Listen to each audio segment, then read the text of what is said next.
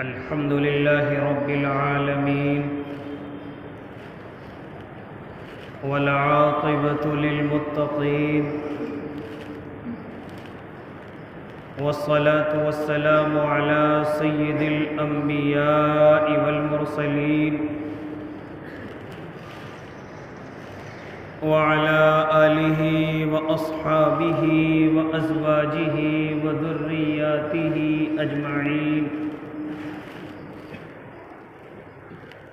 أما بعد فأعوذ بالله من الشيطان الرجيم. بسم الله الرحمن الرحيم.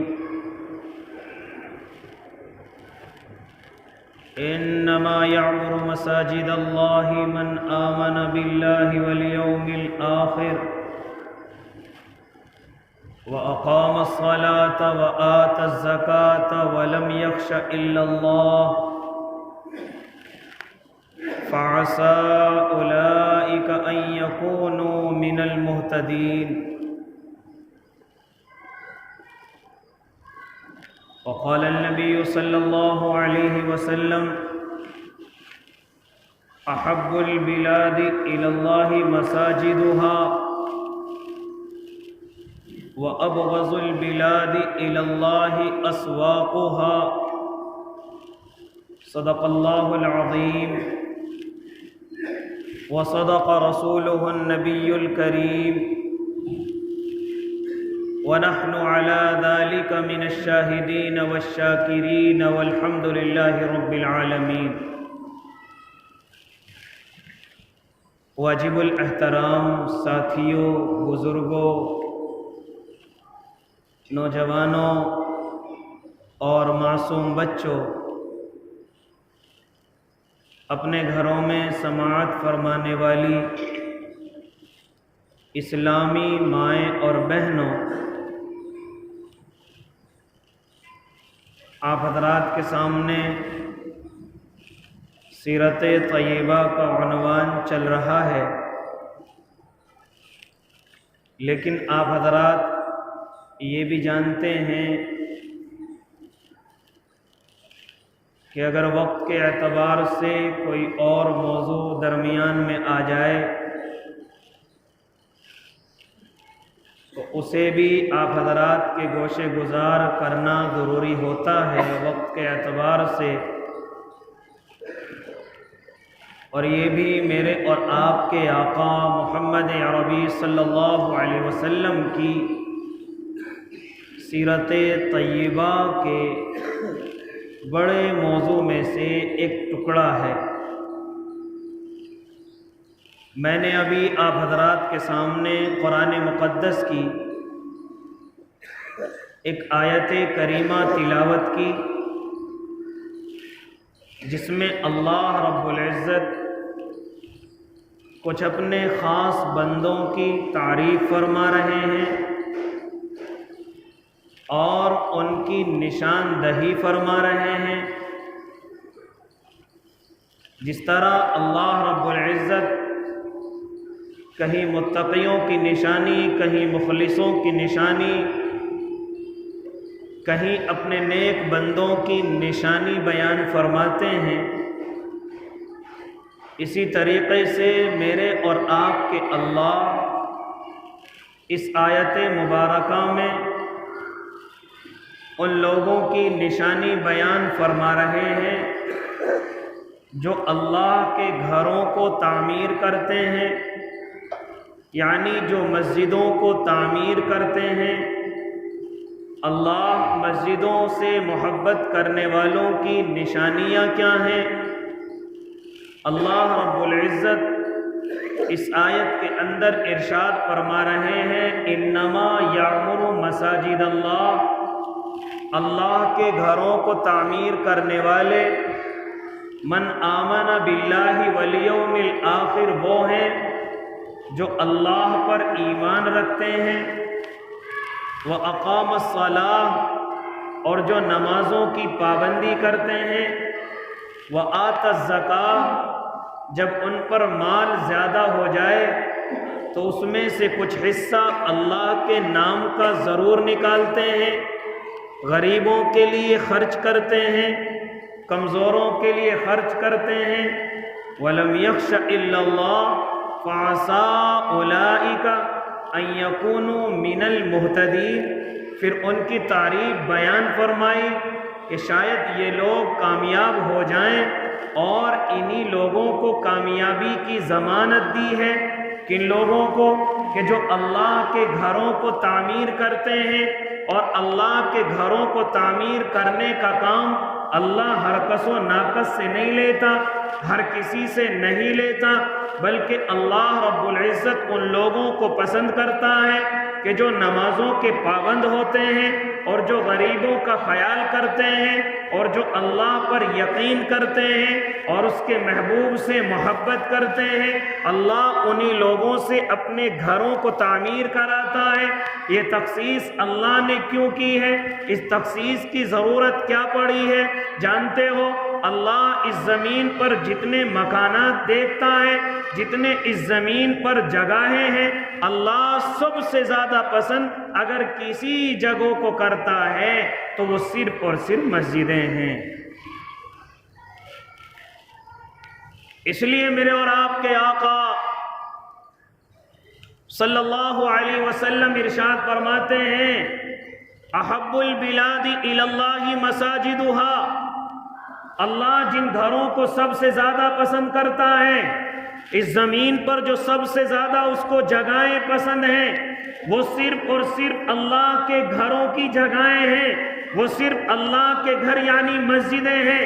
اللہ ان گھروں سے سب سے زیادہ محبت کرتا ہے، اور خالی گھروں سے نہیں بلکہ جو گھروں میں آنے جانے والے ہیں، جو گھروں میں بیٹھ کر اللہ کو یاد کرنے والے ہیں، جو اللہ کے گھروں میں آ کر آنسو بہانے والے ہیں، جو اللہ کے گھروں میں آ کر صرف اللہ کی یاد میں بیٹھے یا کھڑے ہو کر اللہ کی عبادت کرتے ہیں، یا صرف جو بھی ان کا مسئلہ درپیش ہو وہ فوراً اپنے اللہ کے گھروں کی طرف روانہ ہوتے ہیں، وہ فوراً اللہ کے گھروں کی طرف آ جاتے ہیں۔ یعنی اگر انہیں کوئی خوشی ملے تو اللہ کے گھر کی طرف دوڑ پڑتے ہیں، اگر انہیں کوئی غم پہنچے تب بھی اللہ کی طرف دوڑ پڑتے ہیں۔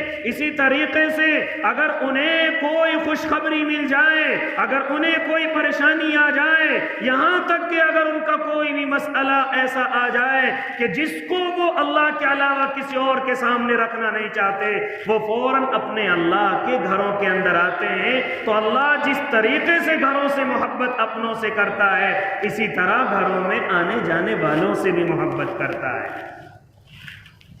کیا فرمایا میرے اور آپ کے آقا نے کہ جب تم کسی کو نمازوں کے وقت پابندی کے ساتھ آتا دیکھو کہ نمازوں کے وقت میں فوراً اللہ کے گھر کی طرف کو دوڑ پڑتا ہے، اس کے ایماندار ہونے کی تائید کرو، اس کا ایمان والا ہونے کی تائید کرو کہ اللہ کا بندہ جب بھی وقت ہوتا ہے فوراً مسجد کی طرف دوڑ پڑتا ہے، جب بھی اللہ اس کو پکارتا ہے، جب بھی اللہ کا بندہ اس کو اللہ کی طرف بلاتا ہے، فوراً اللہ کی طرف دوڑ کر کے چلا آتا ہے۔ کیا فرمایا میرے اور آپ کے آقا نے؟ یہ اس کے ایماندار ہونے کی علامت ہے، یہ اس کے ایمان والا ہونے کی علامت ہے۔ ہاں میرے بھائی، تو جس طریقے سے اللہ اپنی مسجدوں سے محبت کرتا ہے، اسی طریقے سے اللہ مسجدوں میں آنے جانے والوں سے محبت کرتا ہے، نمازیں پڑھنے والوں سے محبت کرتا ہے۔ ہاں، جو زیادہ مسجدوں کے اندر پابندی کے ساتھ آتے ہیں، اللہ ان سے بڑی محبت فرماتا ہے۔ یہاں تک کہ جو مسجدوں کو آباد کرنے والے ہیں، جو مسجدوں کے اندر عبادتیں زیادہ کرنے والے ہیں، جو مسجدوں کے اندر اپنی حالی اور پریشانی رکھنے والے ہیں، فرشتوں کو حکم دیا جاتا ہے۔ کون فرما رہے میرے اور آپ کے آقا؟ کیا فرما رہے؟ ارے جب کوئی بندہ مسجدوں کو آباد کرنے کی فکر میں لگا رہتا ہے اور ہر وقت مسجد میں اس کا دل اٹکا رہتا ہے، تو اللہ فرشتوں کو حکم دیتا ہے کہ اس اللہ کے بندے کی صحبت کو اختیار کرو۔ یہ نہیں کہتا کہ تم فرشتوں کی صحبت اختیار کرو، بلکہ فرشتوں سے کہا جاتا ہے کہ جاؤ ان کے پاس جا کر کے بیٹھو، جاؤ ان کے پاس جا کر کے بیٹھو۔ یہاں تک کہ کبھی کبھی وہ بندہ مسجد کے اندر نہیں آتا، وہ بندہ مسجد کے اندر ابھی نہیں آیا، فرشتے پہلے آ جاتے ہیں تو آپس میں معلوم کرتے ہیں، او اللہ اللہ کے بندو آج فلاں ہمارا ساتھی مسجد میں نہیں آیا ہے، آج فلاں نمازی مسجد میں کیوں نہیں آیا ہے؟ کوئی کہتا ہے ابھی راستے میں ہے آ رہا ہے، کوئی کہتا ہے اسے کوئی ضروری کام پڑ گیا ہے چلو اس کام کے اندر اس کی مدد کریں، کوئی کہتا ہے آج وہ بیمار ہے، فرشتے کہتے چلو آج اس کی عیادت کریں، چلو آج اس کی کیا کریں؟ عیادت کریں، وہ بیمار ہے چلو اس کو دیکھنے چلیں۔ فرشتے آپس میں تذکرے کرتے ہیں کہ فلاں بندہ آج نہیں آیا، اس کے آنے کا وقت تو ہو گیا، کوئی کہتا ہے کہ اس کا ضروری کام ہے، فرشتے کہتے چلو اس کے کام میں مدد کرتے ہیں، کوئی کہتا ہے وہ تو بیمار ہے چلو اس کی عیادت کرتے ہیں، اس کی شفا کے لیے دعا کرتے ہیں۔ یقین بندوں سے محبت ہو رہی ہے، یہ ان بندوں سے محبت ہو رہی ہے کہ جو اللہ کے گھروں سے محبت کرتے ہیں، مسجدوں سے محبت کرتے ہیں اور فوراً دوڑے ہوئے چلے آتے ہیں۔ اسی لیے میرے بھائی اگر میں اور آپ اپنے آقا کی زندگی کو دیکھیں کہ جب میرے اور آپ کے آقا محمد عربی صلی اللہ علیہ وسلم مکہ المکرمہ کے اندر ہیں اور لوگوں نے پریشان کیا، اہل مکہ بڑا پریشان کرتے ہیں، بڑی بڑی مصیبتوں کے اندر ڈالتے ہیں، لہذا میرے آقا کو حکم ہو گیا کہ آپ مکہ المکرمہ کو چھوڑ دیجئے، آپ مدینہ المنورہ کی طرف روانہ ہو جائیے۔ چنانچہ صحابہ کو لے کر کے میرے اور آپ کے آقا مکہ المکرمہ کو چھوڑ چکے ہیں، جب مدینہ المنورہ کے اندر پہنچے ہیں، آپ مدینے کے اندر جاتے ہیں، جانتے ہو سب سے پہلا اعلان کیا کرتے ہیں؟ کیا اعلان ہوتا ہے؟ او اللہ کے بندو ہم مدینہ منورہ کے اندر آئے ہیں لیکن ہم یہاں سب سے پہلے اپنا مکان نہیں، اپنی بیویوں کا مکان نہیں، اپنے مہمانوں کے لیے کمرے نہیں، بلکہ سب سے پہلے اگر ہم یہاں کچھ بنائیں گے تو وہ اللہ کا گھر ہوگا۔ وہ کیا ہوگا؟ وہ اللہ کا گھر ہوگا، لہذا جگہ تلاش کی جائے، اللہ کے گھر کو تعمیر کیا جائے گا کہ جس میں اللہ کے بندے آ کر کے اللہ کو یاد کریں گے۔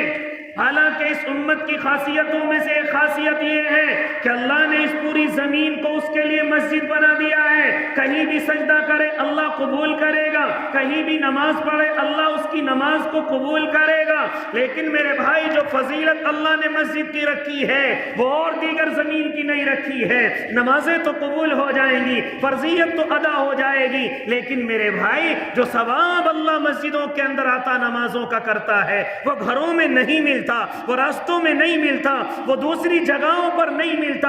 اللہ رب العزت اپنی مسجدوں کے اندر جب کوئی بندہ آ کر کے نماز ادا کرتا ہے تو اس کی نمازوں کے ثواب کو نہ جانے کتنا گنا بڑھا کر کے اس کو عطا کرتا ہے۔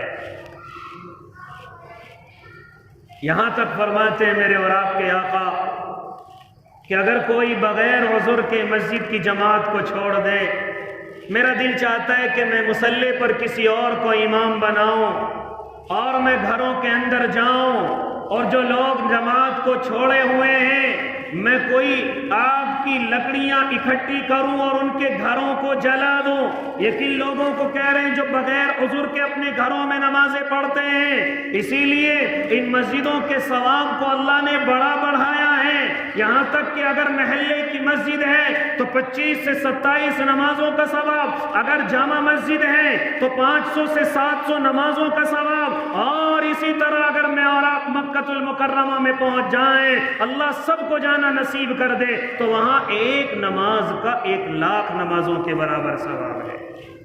مسجد اقصی، مسجد نبوی 50,000 نمازوں کا ثواب ہے، اس سے زیادہ کہیں اور ثواب نہیں ہے۔ اس لیے معزز سامعین نظام، اللہ کے نبی صلی اللہ علیہ وسلم جیسے ہی مسجد نبوی کی تعمیر کے لیے اعلان کرتے ہیں اور کہتے ہیں اے میرے صحابہ چلو مسجد کی جگہ تلاش کرو، چلو مسجد کی جگہ کو دیکھیں، دیکھتے ہیں کس جگہ کو اللہ اور اس کا محبوب پسند فرماتا ہے۔ لہذا میرے اور آپ کے آقا صحابہ مسجدوں کی جگہ کو تلاش کرتے ہیں، ایک جگہ میرے اور آپ کے آقا کو پسند آتی ہے، وہ جگہ دو یتیم بچوں کی ہے جن کا نام سہل اور سہیل ہے، لہذا وہ 100 کے گز جگہ کے قریب ہے جس کو میں اور آپ اپنے अपनी ज़बान में कह सकते हैं कि 100-125 गज के करीब है। लिहाजा मेरे और आपके आका को वो जगह पसंद आ जाती है। मेरे और आपके आका ऐलान फरमाते हैं ये जगह किसकी है, इस ज़मीन के टुकड़े का मालिक कौन है। लिहाजा सहाबी बतलाते हैं या नबी अल्लाह ये ज़मीन तो 2 मासूम बच्चों की है और उनके सर पर बाप का साया नहीं है, वो दोनों के दोनों यतीम बच्चे हैं, एक का नाम सहल है और दूसरे का नाम सुहेल है। या नबी अल्लाह ये उन दोनों बच्चों की जगह है। लिहाजा मेरे और आपके आका फरमाते हैं उन बच्चों को मेरे पास लेकर के आओ, उन बच्चों को मेरे पास लेकर के आओ। चुनाचे दोनों के दोनों बच्चे अल्लाह के नबी की खिदमत में हाजिर होते हैं और अर्ज करते हैं या नबी अल्लाह बतलाइए क्या हुक्म है। मेरे और आपके आका इरशाद फरमाते हैं ओ मेरे मासूमों ये जगह अल्लाह को पसंद आई है, ये जगह अल्लाह के महबूब को भी पसंद आई है। लिहाजा इस जगह पर अल्लाह का घर तामीर करना है। वो बच्चे कहते हैं या नबी अल्लाह ये जगह तो क्या चीज है, हमारी जानें आपके लिए कुर्बान है, हमारे माल आपके लिए कुर्बान है। या नबी अल्लाह आप फौरन इस जगह के लिए हुक्म फरमाइए, आप फौरन इस जगह पे जो भी हुक्म देना चाहें आपको कुल्ली इख्तियार है, आप इस जगह के लिए कोई भी हुक्म तजवीज कर दें, कोई उजरत नहीं, कोई कीमत नहीं। मेरे और आपके आका इरशाद फरमाते हैं ना मेरे बच्चों तुम यतीम हो, तुम्हारे सर पर साया नहीं है, अगर हम इसी तरीके से तुमसे कबूल कर लें तो तुम्हारी कफालत किस तरीके से होगी। लिहाजा ये कफालत के लिए आपको कुछ न कुछ हदियतन हमें देना होगा। वो मासूम बच्चे कहने लगे या नबी अल्लाह हमारी कोई गुजारिश नहीं है, लेकिन जैसा आप चाहें आपकी मर्जी है। चुनाचे मेरे और आपके आका ने ऐलान फरमाया, क्या ऐलान फरमाया, है कोई इस जमीन की कीमत को अदा करने वाला, है कोई जो इस जमीन की कीमत इन बच्चों को अदा करे।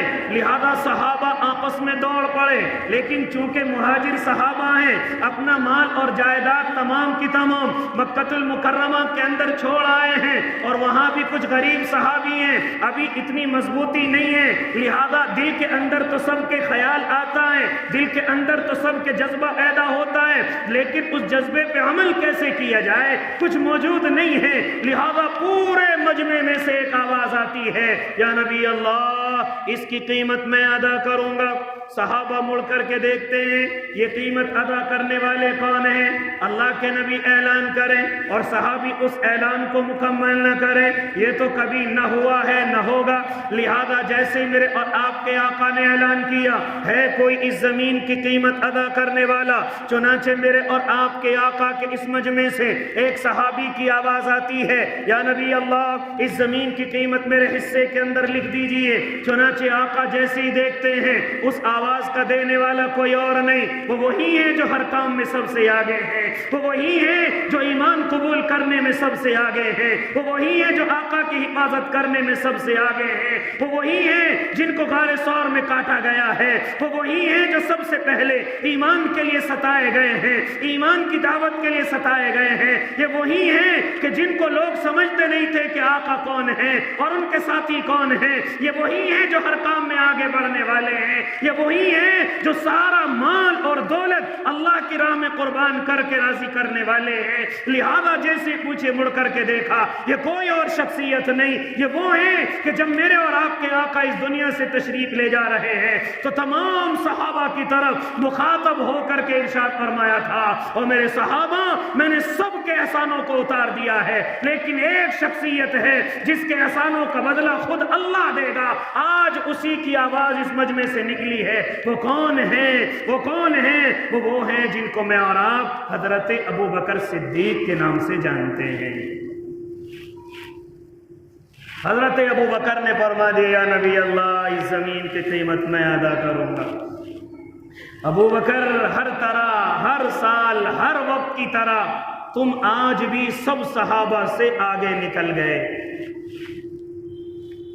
आज भी सब सहाबा से आगे निकल गए। کیسے نکل گئے؟ میں نے بھی آپ کو بتلایا کہ مسجد نبوی میں ایک نماز پڑھنے کا ثواب 50,000 نمازوں کے برابر ہے۔ قیامت تک جتنے بھی سجدے ہوتے رہیں گے، ہر سجدے کا ثواب حضرت ابو بکر کو ان کی قبر میں پہنچتا رہے گا۔ اس لیے حضرت ابو بکر آج بھی سب سے آگے نکل گئے۔ اس لیے میرے بھائی، جیسے ہی میرے اور آپ کے آقا اعلان فرماتے ہیں زمین کی خریداری ہو گئی، اب تعمیر کا سلسلہ شروع ہونا ہے، اعلان ہو گیا اب تعمیری کام شروع کیا جائے، کہاں سے مستری کہاں سے مزدور کوئی نہیں آئے گا، بلکہ خود صحابہ مزدوری کریں گے، خود صحابہ مستری بنیں گے، لہذا پتھروں کو کاٹ کاٹ کر کے لایا گیا اور مسجد کی تعمیر کو کیا گیا، یہاں تک کہ اکثر صحابہ اس مسجد کے اندر شامل ہیں اور میرے اور آپ کے آقا خود بھی پتھروں کو اٹھانے میں لگے ہوئے ہیں اور اعلان کر رہے ہیں یہ مسجد کا معاملہ ہے، اپنے کپڑوں کی صفائی کو نہ بچانا، اپنے کپڑوں کو گندا ہونے سے نہ بچانا، ورنہ مسجد کی تعمیر میں جن لوگوں کے کپڑے آلودہ ہو جائیں، جن لوگوں کے کپڑے مٹی میں ہو جائیں، جن لوگوں کے کپڑے مٹی سے آلودہ ہو جائیں، وہ لوگ ان لوگوں سے آگے نکل جائیں گے کہ جن کے کپڑے ابھی صاف ستھرے ہیں، جن کے کپڑوں پر ذرا سا میل اور کچیل نہیں لگا ہے۔ یہ گرد و غبار کوئی عام گرد و غبار نہیں ہے، یہ مسجد کا ہے، یہ اللہ کے گھر کا ہے۔ یہاں تک کہ اگر کوئی صحابی اپنے کپڑوں کو بچاتا ہے، میرے اور آپ کے آقا کہتے ہیں آگے نہیں نکل سکتے ان صحابہ سے جن کے کپڑے مسجدوں کی پتھر کی وجہ سے میلے ہو گئے ہیں۔ حضرت عمار رضی اللہ تعالیٰ عنہ، ہر صحابی ایک ایک پتھر اٹھا رہا ہے، حضرت عمار کی طرف میرے آقا نے نظر دوڑائی، دیکھتے ہیں کہ 2 پتھر اٹھائے ہوئے ہیں۔ عمار یہ بوجھ ہے، عمار یہ 2 پتھر تم نے کیوں اٹھا رکھے ہیں؟ کہیں گر نہ جائے، کہیں تمہارا پیر زخمی نہ ہو جائے۔ حضرت عمار فرماتے یا نبی اللہ، یہ ایک پتھر میرا ہے اور ایک پتھر میں نے آپ کی طرف سے اٹھایا ہے، اور ایک پتھر میں نے آقا آپ کی طرف سے اٹھایا ہے، آپ کی محبت میں اٹھایا ہے، آپ کی محبت میں یہ سب بوجھ برداشت ہیں۔ آج میرا اور آپ کا حال کیا ہے؟ کتنا مسجدوں کے کاموں سے بچتے ہیں، ہر چیز کو پیسوں میں کرانے کی فکر میں لگے رہتے ہیں، ہر چیز کو سوچتے ہیں کہ ہر چیز کا مزدور لایا جائے، ہمیں کوئی ضرورت نہیں ہے، ہم تو بڑے آدمی ہیں۔ میں اور آپ کیا حضرت عمر ابن خطاب سے بھی بڑے ہو سکتے ہیں؟ ان سے آگے چلیے، کیا میں اور آپ آقا مدنی صلی اللہ علیہ وسلم سے بھی بڑے ہو سکتے ہیں؟ لیکن مجھے اور آپ کو یہ چیز نہیں، نہ وقت ہے، نہ مجھے اور آپ کو فرصت ہے کہ ذرا سی دیر ان مسجدوں کے اندر جایا جائے کہ جہاں اللہ کے گھر تعمیر ہو رہے ہوں، جہاں اللہ کے گھروں کو ہماری ضرورت پڑ رہی ہو۔ میرے اور آپ کے پاس وقت نہیں ہے، آؤ دیکھو میرے اور آپ کے آقا کس طرح سے محنت کرتے ہیں، آؤ دیکھو حضرت عمر ابن خطاب ہیں، وقت کے خلیفہ ہیں، وقت کے امیر المؤمنین ہیں، 22 لاکھ مربع میل تک حکمرانی پھیلی ہوئی ہے، 22 لاکھ مربع میل کے حکمراں ہیں۔ آج کوئی دنیا کے اندر اتنا بڑا بادشاہ نہیں ہے، آج کوئی دنیا کے اندر اتنا بڑا حکمراں نہیں ہے کہ 22 لاکھ مربع میل کا مالک ہو، لیکن حضرت عمر ابن خطاب کہ جن کو دیکھ کر کے کیسر و کسریٰ کی نیند حرام ہے، کیسر و کسریٰ کے سر شرم سے جھکے ہوئے ہیں اور آپس میں مشورہ کرتے ہیں کہ وہ لوگوں حضرت عمر ادھر کا رخ نہ کر لیں ورنہ ہم خیریت سے نہیں رہیں گے، لہذا یہ دعا کرو کہ حضرت عمر ہماری طرف نہ آئیں۔ لہذا یہ ڈر ان کو ستا رہا ہے، راتوں کی نیندیں ان کی اڑی ہوئی ہیں، لیکن اگر میں اور آپ حضرت عمر کی زندگی کو دیکھتے ہیں، آؤ دیکھو مسجد کے اندر ایک ٹوٹی ہوئی چٹائی پر درے کا سہارا لے کر زمین پر لیٹے ہوئے ہیں اور پڑے ہوئے ہیں، اور جب ہفتے کا دن آتا، جب ہفتے میں ایک دن آتا تو آپ کھڑے ہو کر کے اللہ کے نبی کی مسجد میں پہنچتے اور جا کر کے صفائی کرتے، جا کر کے اگر کوئی ان سے جھاڑو کھینچنے کی کوشش کرتا تو فرماتے او اللہ کے بندو، تمہیں معلوم نہیں ہے کہ اس کوڑے کرکٹ کو اکٹھا کرنے کا ثواب کیا ہے؟ میری حکمرانی ایک طرف اور یہ مسجد کی صفائی کرنا ایک طرف۔ آج تو میں اور آپ بڑے سیٹ بن گئے ہیں، مؤذن کو تنخواہ کس کام کی دے رہے ہیں؟ مسجد کے اندر 1-2 اور لا کر کے رکھے جائیں، لیکن مجھے اور آپ کو کچھ نہیں کرنا ہے، صرف باتیں بنانی ہے۔ کہاں سے لاؤ گے یہ ثواب؟ کہاں سے لاؤ گے کہ جس کے اندر علماء فرماتے ہیں اگر ایک کوڑے کا دانہ بھی ہم نے مسجد سے اٹھا کر باہر پھینک دیا اللہ ایک درخت جنت کے اندر لگا دیتا ہے۔ کہاں سے لائیں گے میں اور آپ یہ ثواب؟ کہاں سے لائیں گے وہ فضیلت کہ جو اللہ کے نبی کے زمانے میں ایک عورت، غریب سی عورت کبھی کبھی آ کر کے مسجد کے اندر صفائی کرتی ہے، میرے اور آپ کے آقا نے کبھی منع نہیں کیا۔ ایک دن وہ مسجد کے اندر نہیں آئی صفائی کرنے کے لیے، میرے اور آپ کے آقا معلوم کرتے ہیں ہاں اے میرے صحابہ کہاں ہے وہ اللہ کی نیک بندی جو صفائی کرنے کے لیے آتی تھی؟ یا نبی اللہ وہ تو بیمار ہو گئی تھی، آقا بیمار ہو کر کے وہ دنیا سے رخصت ہو گئی۔ وہ اللہ کے بندو تم نے مجھ سے بتایا کیوں نہیں؟ آقا وہ تو صفائی کرنے والی غریب سی عورت ہے، آپ دونوں جہان کے سردار ہیں، آپ کیوں معلوم کرتے اس عورت کے بارے میں؟ خبردار مجھے بتلاؤ اس کا گھر کہاں ہے، اگر وہ دنیا سے رخصت ہو گئی تو بتلاؤ اس کی قبر کہاں ہے۔ لہذا میرے اور آپ کے آقا اس کی قبر پر پہنچے ہیں اور اس کی جنازے کی نماز ادا کی ہے۔ تم نہیں جانتے صفائی کرنے والے کا مقام کیا ہے، تم نہیں جانتے مسجدوں کے اندر تعاون کرنے والوں کا مقام کیا ہے۔ کچھ بھی نہیں ہے میں اور آپ، اور پھر بھی سب کچھ سمجھتے ہیں اپنے آپ کو۔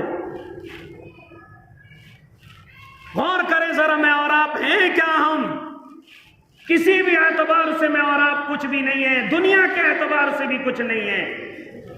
پوری دنیا کے اندر مجھے اور آپ کو ذلیل اور رسوا کیا جا رہا ہے، اور پھر بھی میں اور آپ جب مسجد اور مدرسوں کے معاملے آتے ہیں تو مجھ سے بڑا کوئی سیٹ نہیں ہے، مجھ سے بڑا کوئی نہیں ہے۔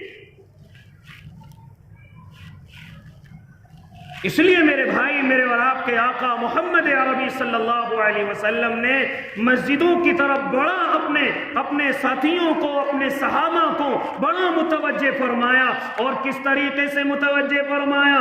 کہا یہ مسجد صرف نماز کی جگہ نہیں ہے، اور میرے اور آپ کے آقا نے خود اپنے وقت میں یہ کر کے دکھایا کہ اگر ایک وقت میں نماز ہو رہی ہے تو دوسرے وقت میں خانقاہ کی طرح ضرب اللہ کو یاد کیا جا رہا ہے، اسی طریقے سے تیسرے وقت میں مدرسے کی طرح تعلیم بھی ہو رہی ہے، اور چوتھے وقت میں لڑائی اور جھگڑوں کے فیصلے بھی ہو رہے ہیں، اور پانچویں وقت میں اگر کوئی خواب لے کر کے آ جائے تو میرے اور آپ کے آقا ان کو خواب کی تعبیر بتلا رہے ہیں، اور چھٹے وقت میں اگر کوئی پریشان آ جائے تو اس کی پریشانی کو حل کیا جا رہا ہے، اور ساتویں وقت میں اگر کوئی مریض آ گیا تو مسجد کو ہاسپٹل بنا دیا گیا ہے، اگر کوئی غریب اور کمزور آ گیا کہیں باہر جانے کی ضرورت نہیں، تیری ضرورت کو مسجدوں سے پورا کیا جائے گا۔ یہاں تک کہ اگر کوئی ہمارے غیر ایمان والے بھائی بھی آ رہے ہیں تو ان کو ایمانوں کی دعوت دی جا رہی ہے، یہاں تک کہ اگر قیدی قید کر کے لائے گئے ہیں تو مسجدوں کے بیموں سے ان کو باندھ کر کے ان کو سزا دی جا رہی ہے۔ کیا یہی مسجدیں ہیں؟ آج میرے اور آپ کی مسجدوں کے حال کیا ہیں؟ ارے نماز ہوتے فوراً تالا لگا دینا، نماز ہوتے فوراً بند کر دینا، کوئی مسجد کے اندر نہیں آئے گا۔ او اللہ کے بندو، یہ مسجدیں خالی نماز کی جگہ نہیں ہے بلکہ ہر پریشانی کا حل مسجد سے ہو، یہ مسجدیں ہیں۔ اللہ کے بندوں کی ہر پریشانی کا حل مسجدوں سے ہو، وہ مالداروں کے دروازوں پر نہ جائیں، وہ کسی کے سامنے پلے نہ پھیلائیں، بلکہ ہر چیز کا حل ہمیں مسجد سے مل جائے۔ لیکن مجھے اور آپ کو فرصت نہیں ہے، مجھے اور آپ کو اتنا وقت نہیں ہے، لہذا میرے بھائی یاد رکھنا، جو اللہ کے ان گھروں سے محبت کرے گا اللہ ان سے حد درجے محبت کرے گا۔ کیوں کرے گا؟ اس لیے کہ اس زمین پر سب سے زیادہ محبت میرا اور آپ کا اللہ انہی گھروں سے کرتا ہے، اور انہی گھروں سے تعلق رکھنے والوں سے کرتا ہے۔ لہذا اگر مجھے اور آپ کو کسی خدمت کا موقع مل جائے تو فوراً میں اور آپ اس کی طرف دوڑ پڑیں، فوراً میں اور آپ اس کی طرف چلیں، اور اگر مسجد کی کوئی ذمہ داری مل جائے تو اپنے آپ کو قطعاً بڑا نہ سمجھیں بلکہ اپنے آپ کو خوش نصیب سمجھیں، اپنے آپ کو مسجد کا خادم سمجھیں، اور اپنے آپ کو اپنی زبانوں کے اندر ذرا نرمی لے کر کے آئیں۔ اگر اللہ نے تمہیں مسجد کی کوئی ذمہ داری دی ہے تو اپنی زبانوں کو نرم اختیار کیا جائے، کیونکہ آپ سردار نہیں ہیں، آپ مسجد کے خادم ہیں، آپ کوئی بڑے بادشاہ نہیں ہیں، اللہ نے آپ کو خدمت کے لیے پکارا ہے۔ لہذا میرے بھائی، میرے اور آپ کے آقا یہی ارشاد فرماتے ہیں، تم مسجدوں کی بات کرتے ہو، اگر کوئی امیر بن جائے، اگر کوئی سردار بن جائے، اگر کوئی گورنر بن جائے، وہ سردار نہیں ہے، یہ سب تمہارے غلام نہیں ہیں بلکہ تم سب کے خادم ہو۔ اس لیے میرے اور آپ کے آقا ارشاد فرماتے ہیں سید القوم خادمہم، قوم کا سردار ان کا خادم ہوتا ہے۔ سرداری تو ہے ہی نہیں شریعت میں، بڑا پن تو ہے ہی نہیں شریعت میں، بڑی زبان کو تو اللہ نے کبھی پسند ہی نہیں فرمایا اس زمین پر۔ لہذا اگر کوئی ذمہ داری آ جائے تو اپنی زبانوں کو نرم کیا جائے، اپنی گفتگوؤں کو نرم کیا جائے۔ اگر کوئی تم سے ساتھی ٹوٹتا ہوا نظر آ رہا ہے اس کو اپنے سینے سے اپنے گلے سے لگایا جائے، اس کے ہر سوال کا جواب دیا جائے، کسی کو نیچی نظروں سے نہ دیکھا جائے۔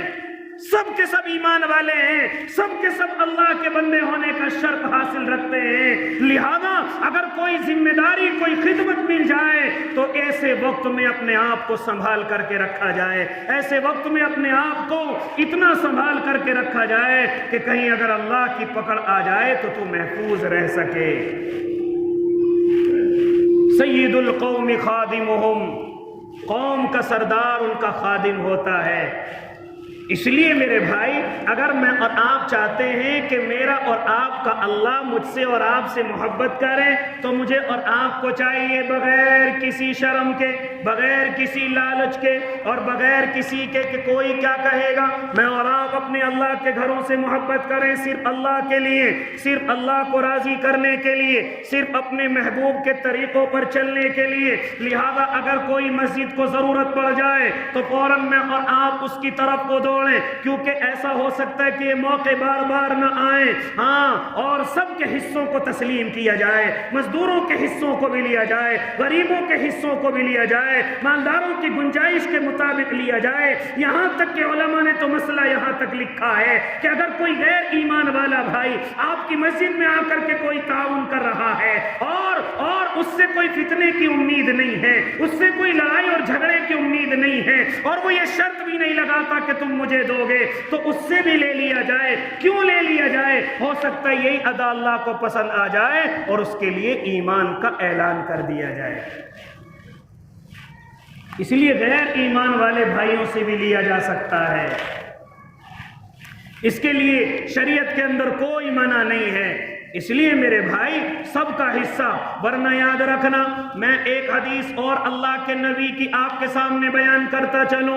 جانتے ہو من بنا مسجدا للہ بنا اللہ لہ بیتا فی الجنہ، اگر کوئی اس زمین پر اللہ کا گھر تعمیر کرتا ہے اللہ اس کے لیے محل تیار کرا دیتا ہے۔ یہاں وہ اینٹیں لگا رہا ہے، وہاں اللہ اس کے لیے ہیرے اور جواہرات سے محل سجا رہا ہے۔ اور یہ خالی ان کے لیے نہیں کہ جو پوری مسجدیں تعمیر کرا کر کے دیتے ہیں، نہ بھائی، اگر کوئی جیسی اس کی اللہ نے گنجائش رکھی ہے اسی کے مطابق وہ کرتا ہے، اللہ اس کے لیے بھی گھر تعمیر کرتا ہے۔ کوئی آ کر کے نیک مشورہ دے دیتا ہے، اس کے مشوروں پر عمل کیا جاتا ہے، اللہ اس کے لیے بھی محل تیار کرتا ہے۔ اس کے پاس کچھ نہیں ہے، صرف وقت آ کر کے ذرا سی مزدوری کر دیتا ہے، اللہ اس کے لیے بھی محل تیار کر دیتا ہے۔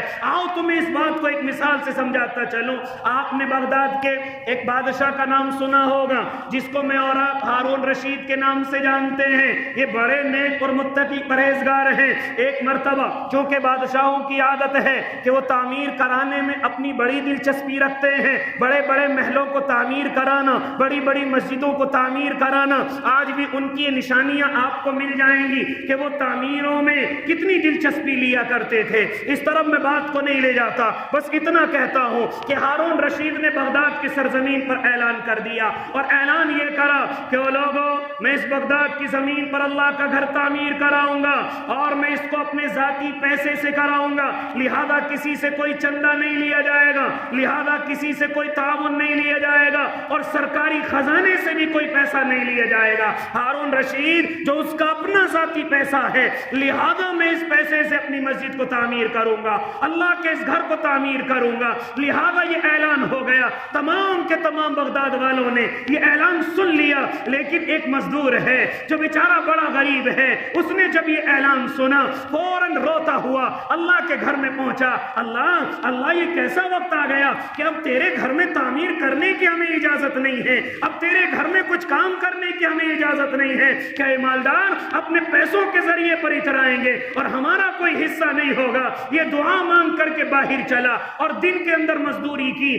مزدوری کر کے یہ اللہ کا نیک بندہ پورے دن مزدوری کی، اور شام کو اس کو مزدوری کے پیسے ملے ہیں، اینٹ والے کے پاس گیا ہے اور کہا کہ ان پیسوں کی جتنی اینٹ آتی ہو وہ اینٹیں مجھے لا کر کے دے دو۔ چنانچہ اس مزدور کو ان اینٹوں والوں نے کو 2-4 اینٹیں لا کر کے دے دی۔ جب رات کا اندھیرا ہو گیا اور سب سو گئے، اب کوئی دیکھنے والا نہیں، جہاں بادشاہ کی اینٹیں رکھی ہوئی تھی چپکے سے جا کر کے ان میں اینٹیں ملا کر کے آ گیا۔